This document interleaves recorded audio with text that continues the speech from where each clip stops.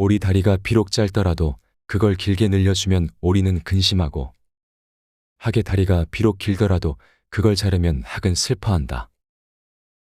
그러므로 본래 긴 것을 잘라선 안 되고 본래 짧은 것을 늘려선 안 된다. 이것이 타고난 자연스런 본성을 잃지 않는 일이다. 그러니 길다고 근심할 까닭도 없고 짧다고 걱정할 이유도 없다. 장자, 변무편. 장자의 제물론 편에 나오는 설결과 왕의의 대화 중에는 아주 재미있는 이야기가 있다. 사람은 습한 데서 자면 허리병이 생기고 반신불수가 되는데 미꾸라지도 그러한가. 사람은 나무 꼭대기에 머물면 벌벌 떨며 두려워하는데 원숭이도 그러한가. 이 세 가지 중에서 누가 올바른 거처를 아는가. 모장과 이의를 사람들은 아름답다고 여기지만 물고기는 그들을 보면 물속으로 깊이 도망가고, 새는 그들을 보면 하늘로 높이 날아가며 사슴은 그들을 보면 힘껏 달아난다. 이 네 가지 중에서 누가 천하의 올바른 아름다움을 아는가. 여기서 왕에는 사람들이 세속의 가치관에 얽매여 사물의 시비와 이해를 판단한다고 보았다. 사물의 아름다움과 추함, 좋아함과 싫어함, 건강에 이로운 것과 해로운 것이 누구에게나 똑같이 적용되지 않고 상대적일 뿐이라고 말하고 있다. 모장과 이의는 고대의 미인으로 사람들은 미인을 아름답다고 여기며 곁에 두려하지만 누구나 이들을 아름답게 보는 건 아니라고 한다. 모장과 이의를 보고 물고기가 도망치고 새와 사슴이 달아나는 것은 아름다움을 보는 관점이 상대적이기 때문이다.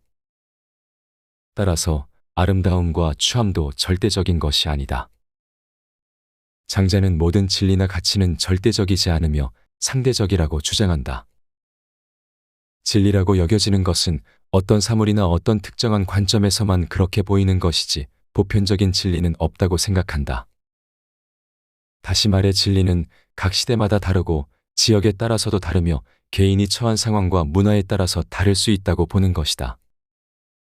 이러한 장자의 상대주의 관점은 특히 제물론 편에서 가장 많이 다루고 있다. 서양에서도 상대주의 입장의 철학자들이 있는데 최초로 상대주의를 주장한 철학자는 고대 그리스의 소피스트인 프로타고라스이다. 그는 인간은 만물의 척도라는 유명한 말을 남겼는데, 보편타당한 진리는 존재하지 않으며 진리와 지식은 사람마다 다를 수 있는 주관적인 것이라고 주장했다. 니체도 객관적인 진리를 부정하고 가치의 상대성을 강조한 철학자이다. 따라서 장자의 상대주의 사상을 말할 때 니체의 상대주의 이론도 함께 거론되곤 한다. 장자는 인간의 고정된 가치관이나 육아의 도덕적인 기준을 비판하면서 진리를 상대적이고 유동적인 것으로 이해한다. 니체의 상대주의는 신은 죽었다라는 선언에서 알 수 있듯이 기독교의 가치관에 대한 비판에서 출발한다. 그는 진리가 권력과 관련이 있다고 보았는데 진리는 권력을 통해 구성되고 유지되는 것이라고 주장한다.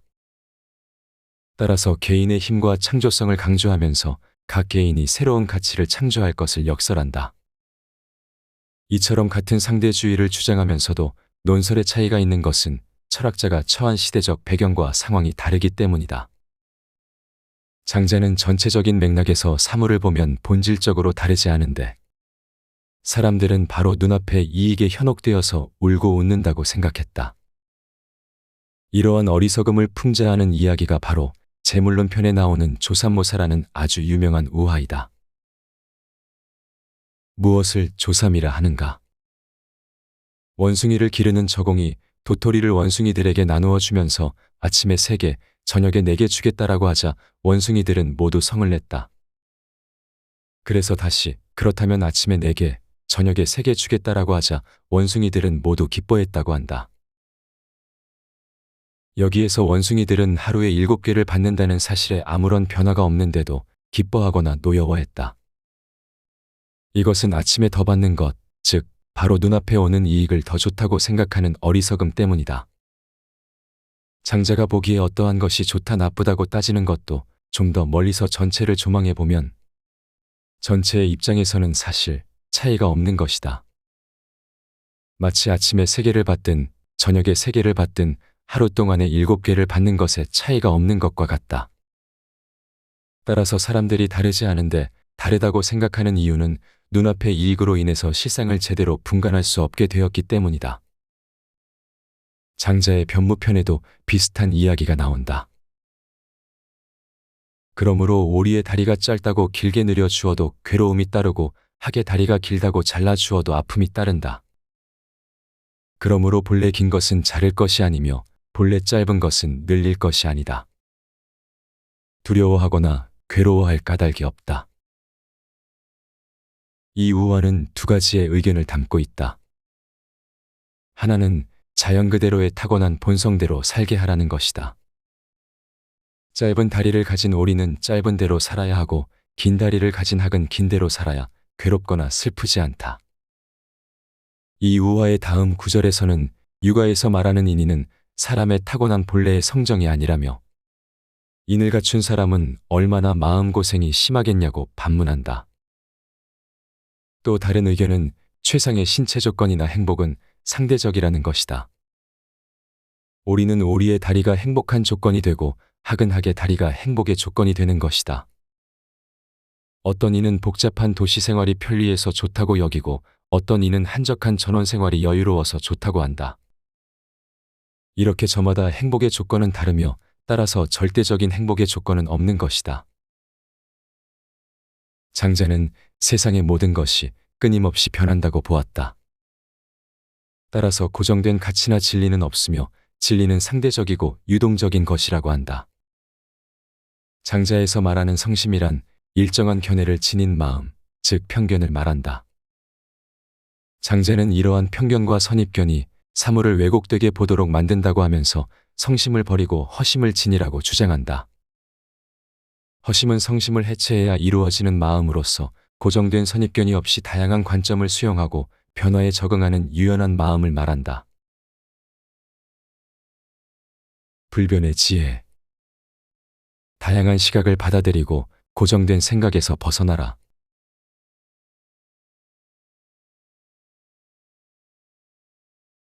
기가 모이면 삶이고 흩어지면 죽음이다. 장자, 지북류편. 장자의 아내가 죽자 해시가 조문을 갔다. 그런데 장자가 바야흐로 두 다리를 쭉 뻗고 앉아 항아리를 두드리면서 노래를 부르고 있는 게 아닌가. 그를 본 해시가 이렇게 말했다. 고인과 함께 살면서 자식을 키웠고 같이 늙어가다가 그가 죽었는데 곡을 하지 않는 것만으로도 비난받기에 충분하거늘 거기에 항아리를 두드리면서 노래까지 부르다니 너무 심한 것 아닌가. 그렇지 않네. 그 사람이 죽고 난 뒤 처음에는 나라고 어찌 슬픈 마음이 없었겠는가. 그런데 그 사람의 뿌리를 생각해 보았더니 본래 생명이 없었어. 생명이 없었을 뿐만 아니라 본래는 형체도 없었어. 까마득하고 어렴풋한 것들 속에 무언가가 섞여 있다가 변해서 기를 갖게 되었고, 기가 변해서 형체를 갖게 되었고, 형체가 변해서 생명을 갖게 되었던 거야. 지금 또 변해서 죽어갔지. 이것은 기가 서로 어우러져 봄, 여름, 가을, 겨울 등 네 계절이 운행되는 것과 같아. 아내는 또 천지라는 거대한 방에 편안하게 누워 있는데 내가 꺼이꺼이 하면서 곡을 한다면 그것은 내 자신이 필연적인 이치에 대해 알지 못하는 행동이라고 생각되었어. 그래서 울음을 그친 거야. 이 일화를 사자성어로 고분지통이라고 부른다. 고분지통을 번역하면 항아리를 두드리는 아픔이 된다. 이 유명한 일화는 아내가 죽었는데 항아리를 두드리면서 노래를 부르는 장자에게 친구인 해시가 한마디 하는 것으로 시작된다. 해시가 이런 장자의 모습을 그냥 지나칠 리 없었을 것이다. 이건 너무 심한 것 아닌가라는 해시의 지적에 대해 장자는 아내의 죽음이 자연의 필연적인 법칙이라고 말한다. 그렇기 때문에 자신이 곡을 하는 것은 필연적인 이치를 잘 모르는 행동이라는 것이다. 장자가 이처럼 죽음을 자연의 법칙으로 파악한 바탕에는 세상 만물이 기로 이루어져 있다는 관점이 깔려 있다. 사실 고분지통의 일화에서 핵심은 죽음과 삶이 하나의 기로 통한다는 것에 있다. 우리는 흔히 기가 세다 또는 기가 약하다라는 말을 한다. 또 가족이나 동료가 축 처져 있으면 기가 죽어 있다면서 기를 살리라고 말한다. 기는 동양에서 수천 년 동안 철학의학, 천문학, 지리학, 문학, 서예나 회화 등에 두루 사용되어 왔다. 그리고 기는 여전히 우리의 문화에 깊숙이 존재하면서 다양한 곳에서 쓰이고 있다. 기가 처음 보이는 것은 고대 국가인 상나라에서였다. 기는 처음에 아지랑이가 피어오르는 것을 보고 대자연이 호흡한다고 생각하면서 나온 글자로 보인다. 나중에 쌀 밑자가 결합되면서 밥을 지을 때 피어오르는 수증기의 모습을 표현하게 되었다. 공기, 대기, 기상이변, 연기라고 말할 때 쓰이는 기는 움직이는 바람이나 구름의 의미로 쓰일 때이다. 기는 에너지나 생명력을 의미하기도 하는데 기를 쓴다는 것은 바로 에너지를 쓴다는 의미가 된다. 기가 약하다, 기가 살았다, 기가 막히다가 그러한 예다. 그리고 기는 모였다가 흩어지는 성질이 있다. 인기란 사람들의 관심이 모이면 올라가고 관심이 흩어지면 떨어진다.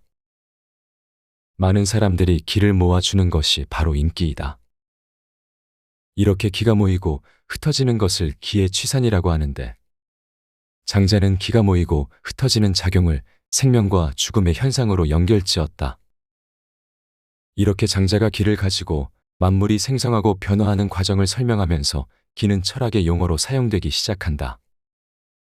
중국의 철학자 리우 샤오가는 장자가 자신의 철학 체계에 기라는 개념을 끌어들인 이유를 분석했는데 다음과 같다. 첫째, 형체가 없는 도가 구체적으로 형체가 있는 만물을 만들어내는 과정에서 어떤 과도기가 필요했기 때문이다. 둘째, 장자는 만물을 동일한 것으로 간주하는데 그러려면 만물에 공통으로 존재하는 무언가가 필요했다는 것이다. 셋째, 장자는 어떤 생명체가 다른 생명체로 바뀌는 것이 가능하다고 보았는데 그러기 위해서는 일체의 변화 과정을 관철하는 개념이 필요했다. 이러한 요구에 적합한 개념은 무형이면서 유형일 수 있고 운동할 수 있으면서 모여서 덩어리를 형성할 수 있고 위로는 도에 도달할 수 있으면서 아래로는 사물에 통할 수 있어야 한다. 이런 개념으로는 기밖에 없다고 분석한다. 고분지통 1화에 나오는 까마득하고 어렴풋한 것들 속에 무언가가 섞여 있는 상태가 바로 도의 모습이다. 장자가 말하는 도는 자연의 법칙으로서 만물을 생성할 수 있는 잠재력을 지니고 있다. 그래서 기를 통해야만 비로소 만물을 생산할 수 있게 되는 것이다. 말하자면 기는 만물을 낳는 물질의 기초인 셈이다. 장자는 기를 도가 만물을 생성하는 과정에서 중간에 작용하는 연결고리라고 보았다. 장자는 도가의 대표적인 사상가로서 중국 고대의 기철학에 큰 획을 그은 인물이다. 그는 이 세상의 만물이 모두 기를 지니고 있다고 생각했는데 따라서 만물의 통일성 또한 기에 있다고 보았다. 장자에 따르면 세상의 모든 변화는 기가 모였다 흩어졌다 하는 기의 취산일 뿐이다. 다시 말해 기가 모이면 생명이 되고 기가 흩어지면 죽는다라고 생각했다. 고분지통의 1화에서 장자는 생명과 죽음의 과정을 다음과 같이 정리한다.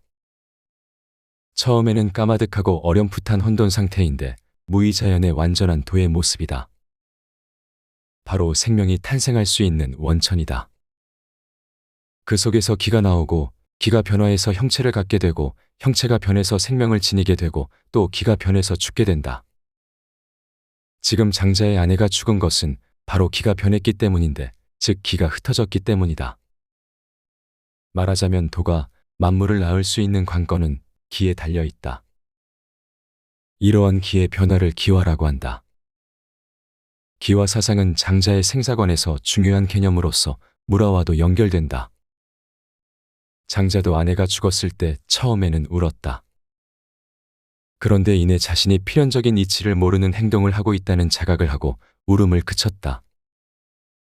장자가 울음을 그치고 아내의 죽음을 초연하게 대면할 수 있었던 이유는 자연의 법칙 안에서 태어난 모든 생명체는 언젠가 죽는다는 이치를 이해했기 때문이다. 따라서 아내의 죽음은 생명체의 소멸이 아니라 단지 기존의 형체를 해소하는 것에 불과하다.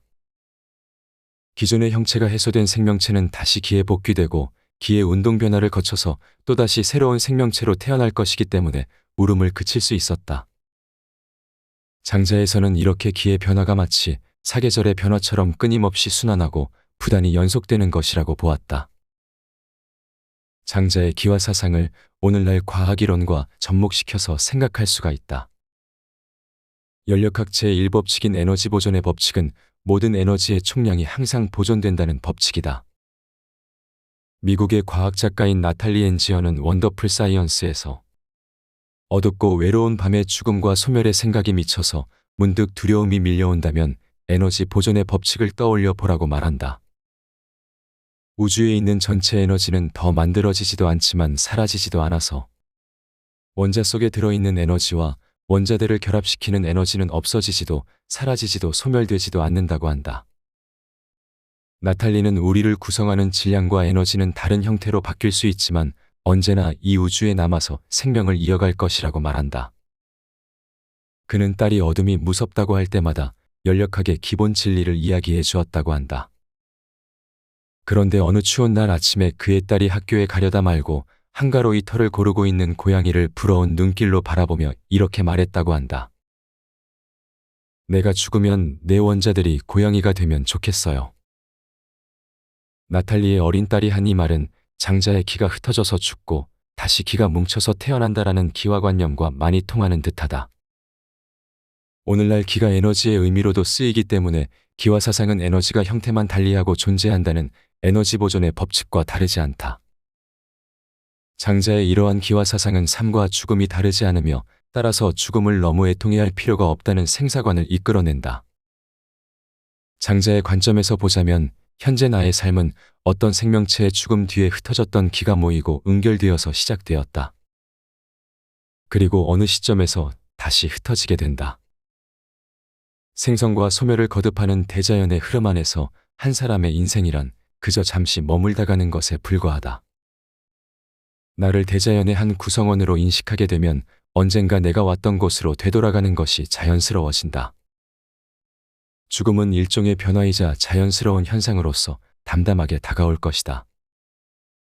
이러한 생사관은 내세가 주는 위로만큼 강력하진 않을지 몰라도 우리가 마주하게 되는 죽음 앞에서 잔잔한 위로가 될 수는 있다. 불변의 지혜. 삶과 죽음은 기의 순환 속에서 이루어지는 자연스러운 변화일 뿐 이를 담담히 받아들이는 것이 진정한 평온을 찾는 길이다.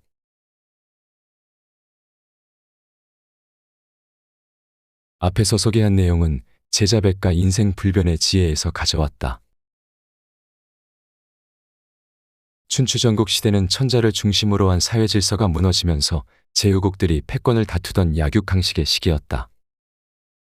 이 혼란을 극복하기 위해서 많은 사상가와 학파들이 새로운 질서와 대안을 모색했다.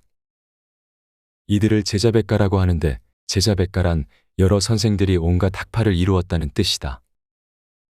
각 학파마다 현실에 대한 이해가 달랐기 때문에 저마다 다른 대안을 제시한 것이 이른바 백가쟁명이다.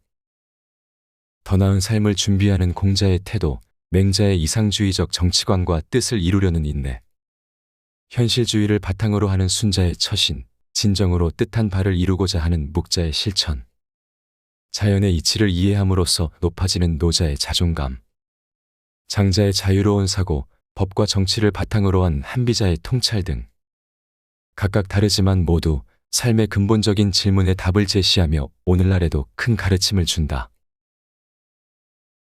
이 책은 제자백가의 사상을 통해 일상적인 경험을 돌아보고 그 속에서 깊이 있는 철학적 성찰을 할 수 있도록 도와준다. 인간의 삶과 죽음, 사회와 자연, 도덕과 법, 학문과 실천 등 인생의 근본적인 문제에 대한 고민들이 제자백가의 사상에 집약되어 있다. 이러한 다양한 주제를 다루는 제자백가의 철학은 오늘날 우리에게 삶의 방향을 제시하고 문제 해결의 실마리를 제공한다. 철학은 결코 먼 곳에 있는 것이 아니다. 그것은 우리 곁에, 우리의 삶 속에 존재한다. 단순한 지식의 축적을 넘어 인생의 성장과 궁극적인 변화를 원한다면 이 책을 꼭 읽어보길 바란다.